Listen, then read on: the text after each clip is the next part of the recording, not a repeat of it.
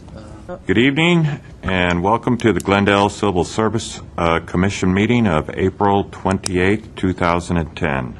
Roll call, please. Commissioner Devine. Here. Commissioner Manukian. Here. Commissioner Gantis. Yes. Chairman Coleman. Yes. And for the record, Commissioner Carrion is absent. Next item, please. Minutes. Move for approval without reading? Second. Roll call, please. Commissioner Devine. Yes. Manukian. Yes. Gantis. Yes. Coleman. Abstain. Oral communications, I have no cards. Is there anyone in the audience that wishes to speak on something other than what's on the agenda? All right. No hands. Next item. Eligible list established. Mr. Doyle. Mr. Chair, members of the Commission, the report before you are the eligible list that have been established since our last meeting, which was 2 weeks ago. You can see in your report we have 4 lists that have been established, 2 of which are open, the other 2 promotional. You see on there the Fire Marshal, Community Service Officer, and Parking Enforcement, Power Plant Control Operator Apprentice, and the Electrical Engineer 2. Each of these recruitments were completed, and as you can see, you have the total number of applications received for each of these, along with the total number of candidates who ultimately made the eligible lists.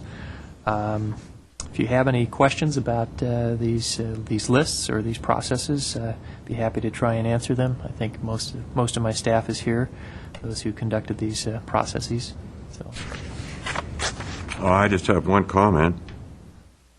Under Power Plant Control Operator Apprentice, we only had 455 applicants. I think it's getting better. How many openings did we have? That particular one. According to Mr. Nersessian, it looks like 3 at the current time. And as you know, when we establish these lists, we try to utilize the list for up to 2 years. So as additional openings occur over the life of that list, we'll keep going back to it.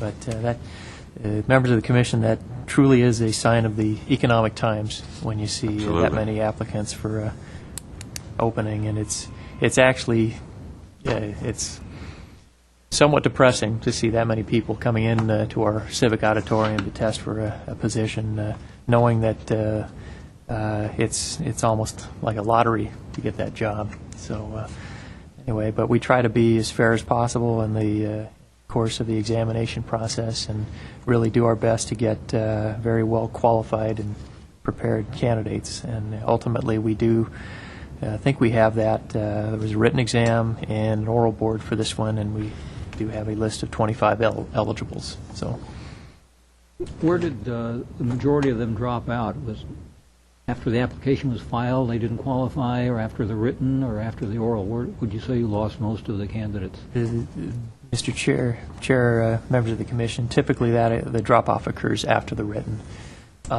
The apprentice position is one that does not require any minimum requirements. The principle behind an apprenticeship program is that you take people without any appreciable experience in a given field, and we invest, typically it's 4 to 5 years while they're in an apprentice program, and at the end of that apprentice program, they graduate into a journeyman position. So there were no minimum qualifications for this opening, and typically what we have to do is take this large number and put them through the written exam and really take the top scoring candidates on that written exam, and typically that'll amount to about 30 or 40 candidates ultimately. So. Thank you. Any other questions, comments? Next item, please. Report on advertising budget expenditures, January 2010 to March 2010. Mr. Chair, members of the Commission, this item is our quarterly report on advertising expenditures. This is a report that the Commission had asked for on a quarterly basis. This report addresses the activity within our department occurring from January 1st, 2010 to March 31st, 2010. Given the state of our recruitment and the somewhat of a slowdown of our hiring process, we aren't spending a great deal on advertising. We do have several positions that are open, and those are typically the ones that we need to advertise for. Obviously, for promotional recruitments, we don't advertise. But you see on the second page of this report where the focus was centered around a couple of different recruitments that we had conducted. And as you see from that report, more or less where we spread our advertising dollars around. During this period of time, you can see we spent $3,116 on our advertising. In addition, on this report, we also try to highlight some of the outreach recruitment activities that our staff participates in. And as you can see, we were in attendance at the Cesar Chavez event on March 27th. That was a really nice event over at Pacific Edison.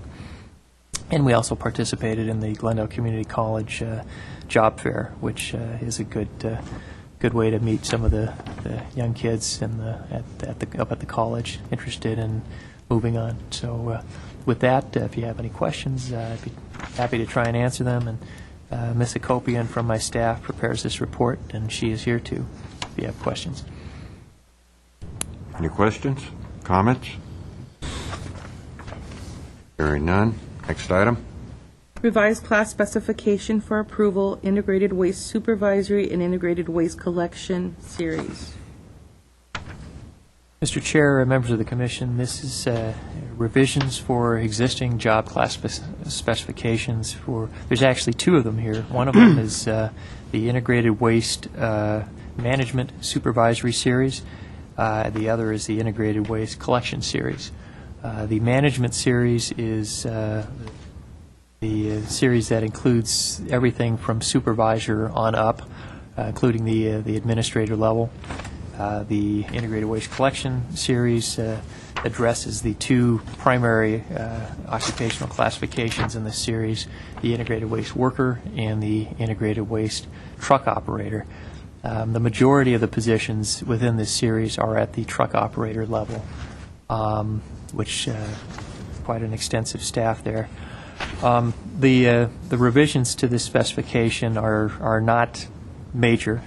Really, a lot of it was just putting this specification into our new format. But there are a few minor changes, particularly in the managerial series, wanting to clarify more about the need for supervisors to be available after work hours. We've also modified the driver license requirement to request that a preference for the supervisors to have the Class B commercial license.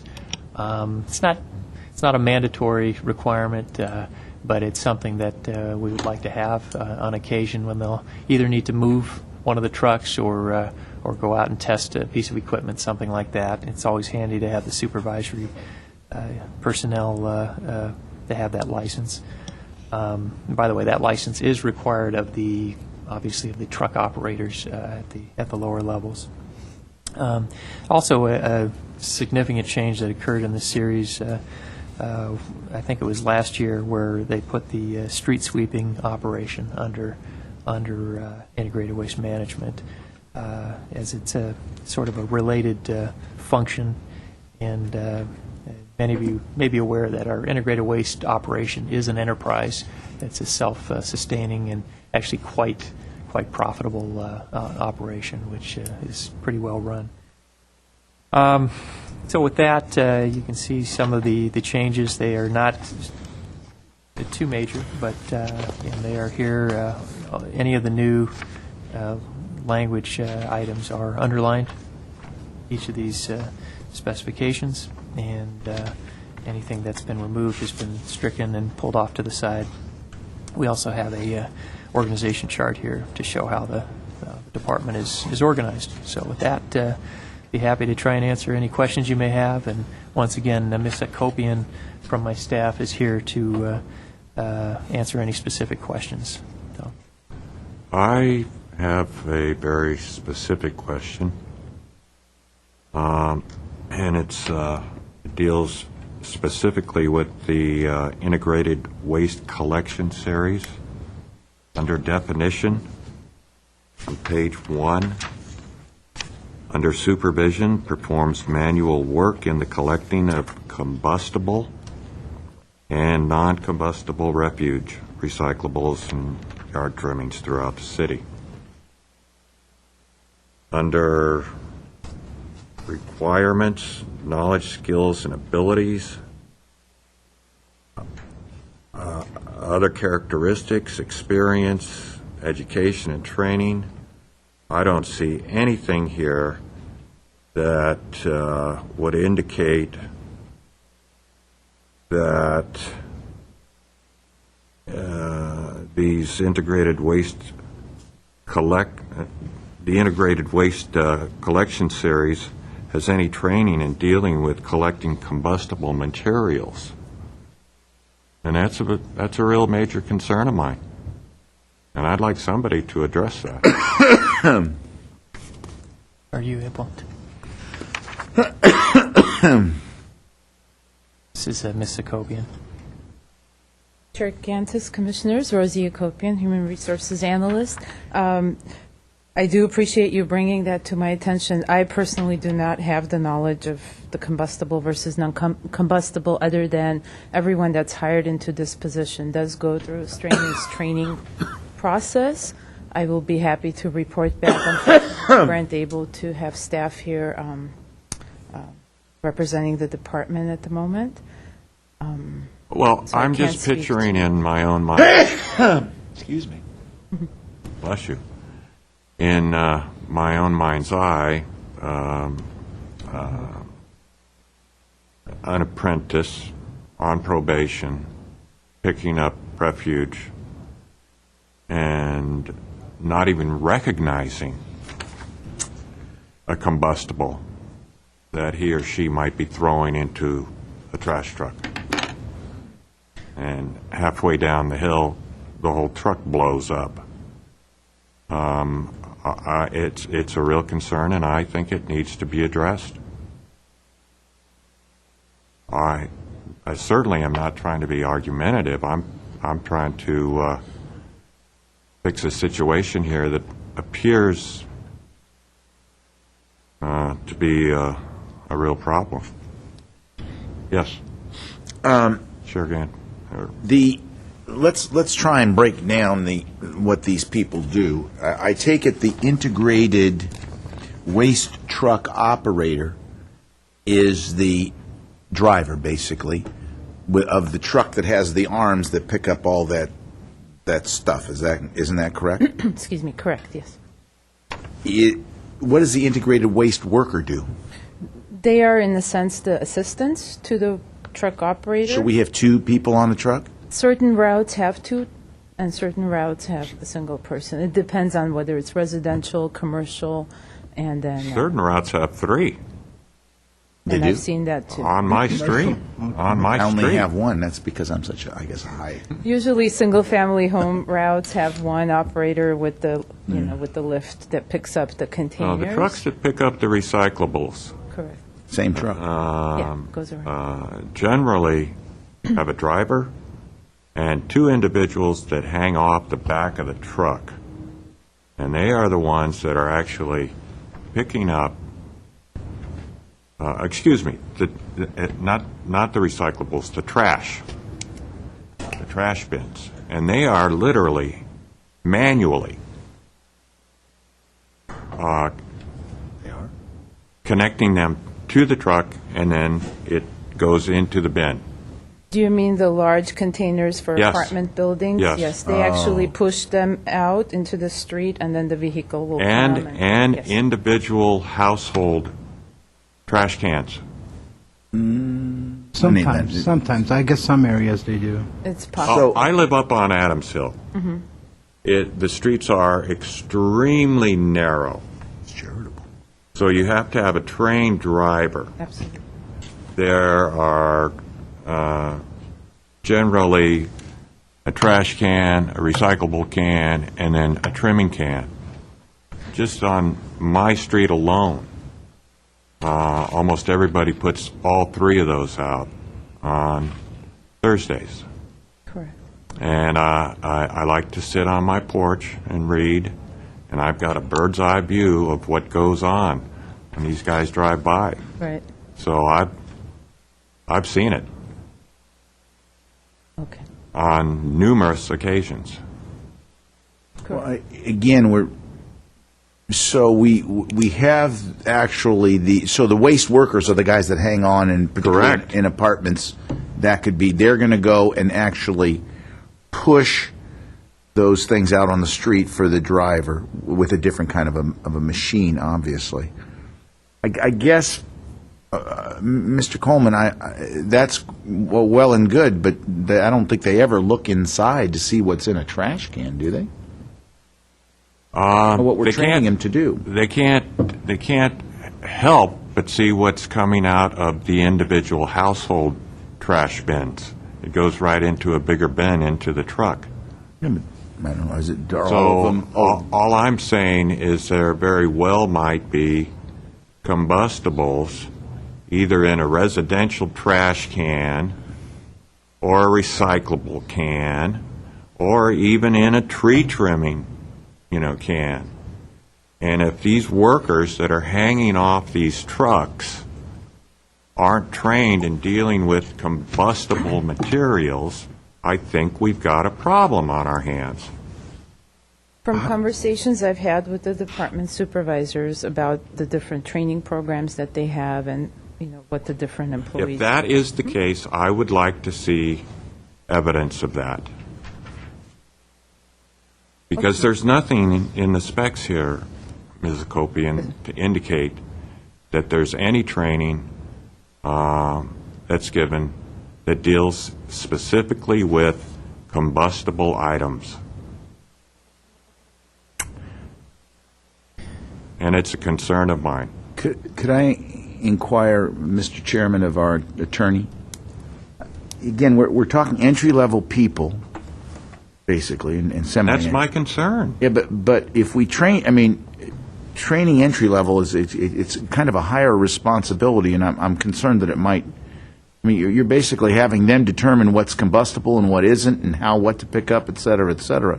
I'm just wondering if that might have some overall, if I could finish my question, overall effect on the liability that might arise if something were to happen, if there was a combustible that they didn't determine. Mr. Chair, members of the commission, I think the question is more whether or not the training that the individuals receive is something that would be included in what is before the commission now, and that would be outside of what would be normally before the commission. So at this point, you're just looking at the job spec and determining whether or not that's appropriate. And what Ms. Akopian is commenting on is that there is additional training that these individuals go through to prepare them for the job. Okay. Yeah, but I think, Mr. Chairman, his concern is that are there actually, overall combustible courses that we want to include in the job specs? Again, I understand this is more of an entry-level job, so maybe we're asking a lot out of a little, but I shouldn't say a little, a lot out of somebody that's coming in at a lower level, at a lower salary. And do we want to, I think that's his question, is do we want to have some sort of a, similar to the training we require for environmental engineering, some of those, and some of the other, tests that we identify by numbers. Remember, we went through, I forget what series it was, but do we want that similar type of thing? I think it's his question. Does that sound? My main concern is injury to city employees and the liability that it might cost the city. Period. Mr. Chair, I might add, if you would like us to carry this over till next month, we can do so. We would like to have had someone from the department here, but the individual that we were hoping to have here was unavailable this evening. Probably could have answered your questions in full detail. I can assure you, however, that the training regimen for all of these positions and for every position in the city, particularly those involved in these manual yard operations are quite extensive, and typically they are not included within the specification. When an employee gets hired, there's usually, they get sent to classes, they're given a operations manual for what they need to do, and the entry-level employees, those who work at the integrated waste worker level, are teamed up with a more experienced truck operator, and again, they're taught all of those things about recognizing hazards and potential problems, combustibles and non-combustibles. They do not work independently. Once someone promotes to a truck operator is when they do operate more independently. So again, we can go either way. If you would prefer, we can bring this item back when I can have somebody from the department answer those questions in more sufficient detail. But this is what you're identifying is not a change to the specification. This is something that's been in there since previous specifications. So it's not anything new. So are you telling me it's a non-item? Oh, no, I'm not saying that at all. I'm saying that this is something that has already been in this specification in the past, and it's not a new element of the job that's being introduced. So that's what I'm saying. Well, if you're not comfortable proceeding with this, there is no urgency whatsoever to this item. We can bring it back, and I can have someone from the department here to address your concerns. if I'm the only one up here... No, let's bring them back. I agree with you. Okay. I definitely would like to hear from somebody knowledgeable of the training and bring this back and have somebody from the department explain this to the commission. We Okay? will do so. Fair enough? Other than that, the report is so well written. I appreciate the work you put into it. But that was, it just jumped up at me and, We appreciate it. yeah. Yes, sir. Mr. Chairman, I think an error was made, now that you've complimented her. I don't know that, though. In the integrated waste supervisor... I spotted that. Waste Management Supervisory Series, when we talk about the education for the assistant integrated waste administrator, we're talking about bachelor's degree in either public administration, business administration, or environmental engineering. But in the integrated waste administrator, we're saying environmental engineering, business, and public administration. I assume we meant business administration equal to the assistant. Is that a fair statement, Yes, Mr. Doyle? we can make that So we can add that. clarification. Yes. Can I choke him?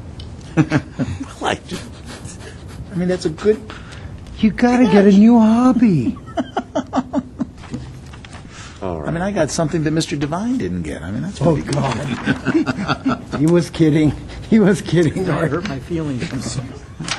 Jeez, Art. Next item. We have to vote on it, Mr. Chairman. I move to approve. No, it's coming back, isn't it? Oh, it's not. That's right. Sorry, it's coming back. Next item. Agenda right. forecast. I was wrong. Mr. Chair, members of the commission, agenda forecast is the next item. We have the upcoming meetings identified by date. By May 12th, we anticipate having a new commissioner on this commission. We will also be bringing back the item that was held over 2 weeks ago on the recognized attainment of appointments to be made at the power plant at the landfill. So we are hoping to have a full commission, and we're hoping the four of you will be here, assuming there's no vacations or anything like that would cause any conflicts on the 12th. On the 26th is our reorganization of the commission, where you'll be selecting chairman and vice chair.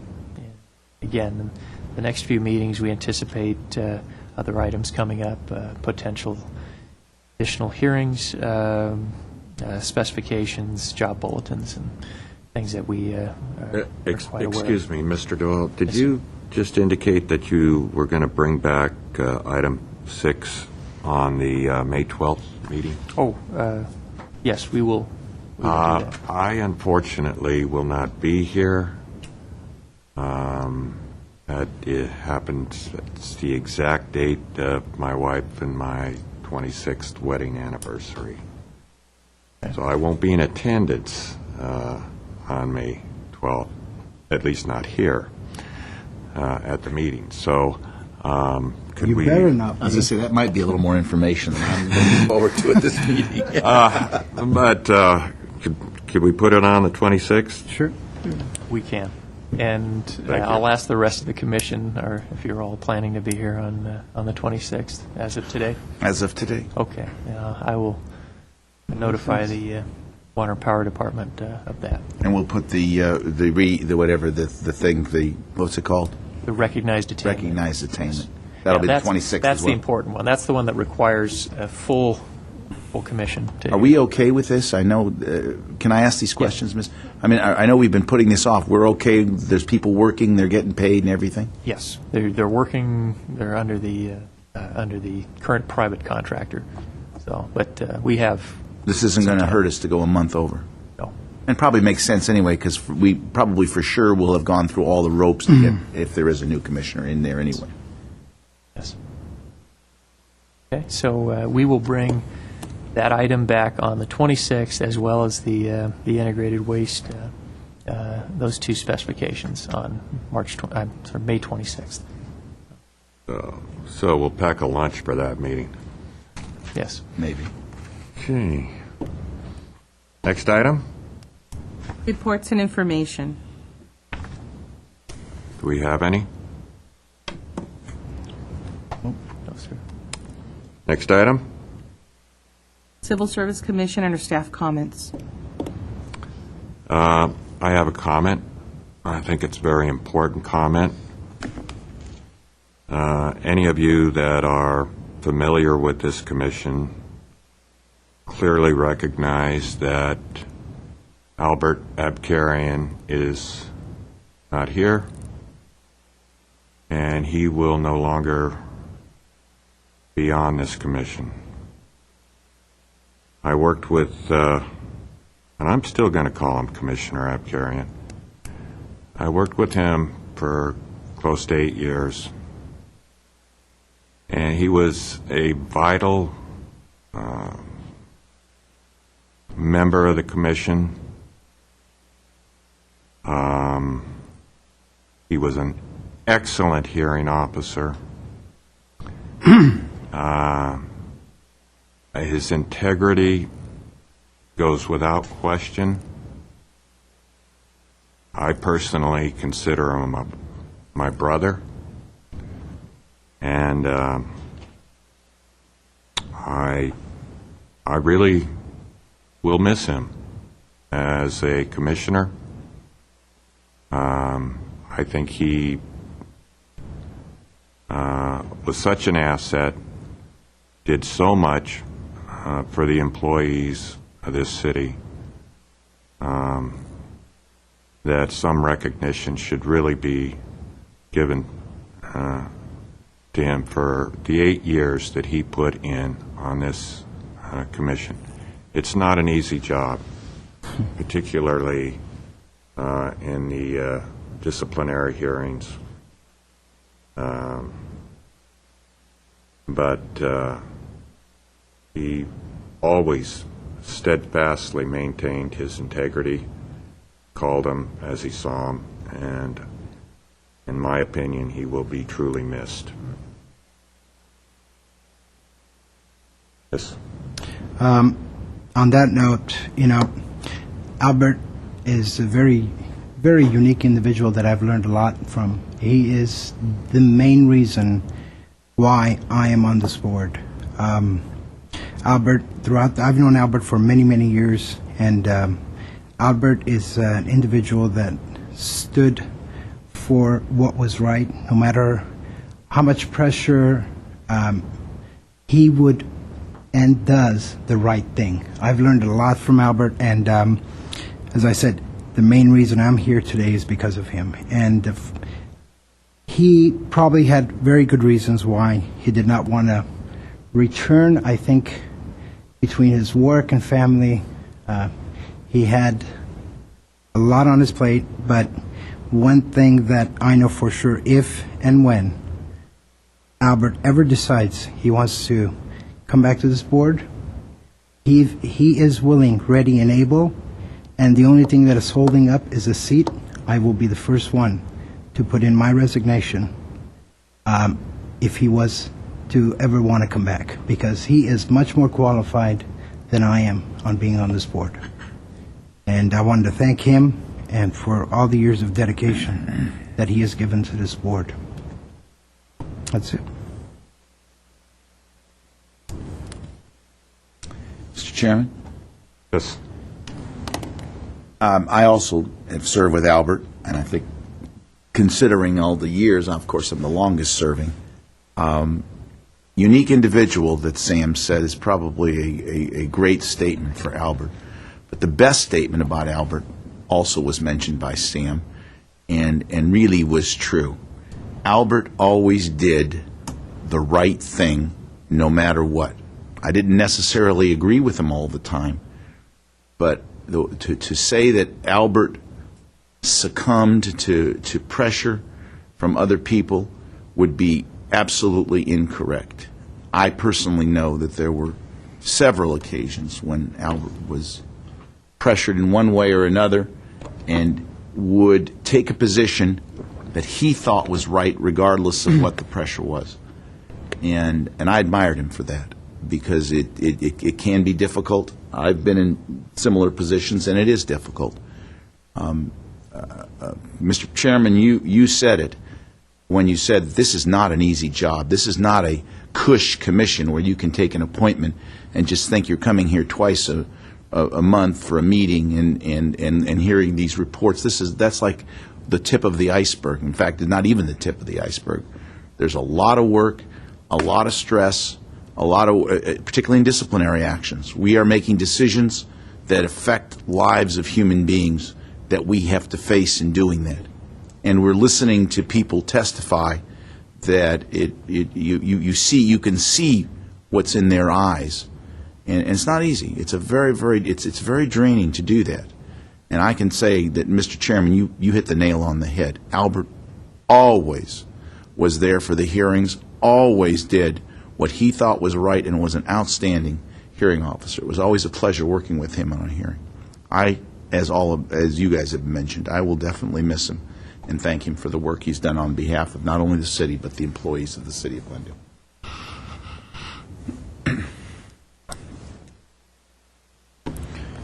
Mr. Chair, Certainly. if I may say a few words about Commissioner Abkarian as well. As he does leave this commission, I got to thinking about some of the accomplishments that Commissioner Abkarian was a participant in, and if you really think about it, he did have a significant impact on not only this commission, but on the employment practices and the civil service procedures that I think will live with us for quite some time. And just I had to write some of them down because there were so many, and quite a good legacy for someone who's been on the commission for 8 years. If you think about the enforcement of the past due evaluations, a lot of that was due to Commissioner Abkarian, and I know Commissioner Coleman, Chair Coleman, and Commissioner Gantis both all had involvement in getting that and holding our supervisors and managers accountable for appropriate evaluations. Many years ago, I think back into his first term, Commissioner Abkarian recognized some concerns relative to our hourly positions and the expansion of hourlies and the role of part-time positions in this organization. And as a result of, again, his concerns and the concerns of other members of this staff, we've done a lot better job of enforcing rules relative to the employment of hourlies, and really to the extent that to this day, if we find situations where hourly employees are working in a full-time or near full-time capacity, our recommendation is to make that a full-time salaried position as is appropriate. Again, a lot of that would not have occurred if not for the efforts of Commissioner Carrion. Additionally, he was very much on top of the proceedings within our commission and the costs of the hearings that we've had. He was, I think, one of the first to really, say request, but it was more like a demand to know what we were spending on hearings relative to our outside counsel and attorneys and court reporters and things like that. And I think his efforts really brought to light ways that we could possibly do these hearings and handle them appropriately, yet save substantial amounts of money. And in some cases now we, whereas in the past we would always have a court reporter perform do their work, and now we have invested in some electronic equipment that can equally serve the similar purpose. Commissioner Carrion was also played a key role in I think shedding the light on our advertising, and tonight is a good example. We had our quarterly advertising report, and it's one of the things that he felt the commission should be a little more educated about how much we spend, where we spend it, and it's actually there is mention of that within the charter itself, which Commissioner Carrion was keen in pointing that out, and that's essentially why we have that quarterly report. On top of many other things, he was instrumental in many of the rule amendments that occurred back in 2005, and additionally, along with Chairman Coleman, served on the Charter Review Committee, which I think that was, I don't remember quite when that occurred. I think it was around 2004, 2005, but that was a very extensive process, very time-consuming. I know the two of you spent many long nights together reading through the city charter, and for that and his overall level of service to the city and his interest in our hiring practices and our outreach efforts, I just want to sincerely thank him for all of those things, and truly do recognize what a significant impact he's had on our Civil Service Commission and on the city as a whole. So I think he deserves a great deal of applause for all those efforts. So thank you. Thank you, Mr. Doyle. There's one other extremely significant item that he was directly involved in. The whole commission was, but it came to light that the city had temporary long-term employees that had been working for the city for up to 20 years, and they were considered temporary but permanent. It didn't make any sense to me. It didn't make any sense to Albert. And these people had no civil service protection. And through the efforts of Albert and this commission, we were able to convert over 160 employees in one fell swoop to permanent employees with civil service protection. And without his efforts, that might not have happened. I'd like to commend him for that as well. Absolutely.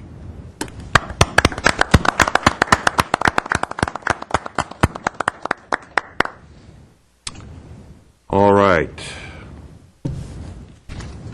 Any other comments? I think not. All right. We are finished with the public meeting. We are now going into closed session. Fill report out. We will report out, but not on TV.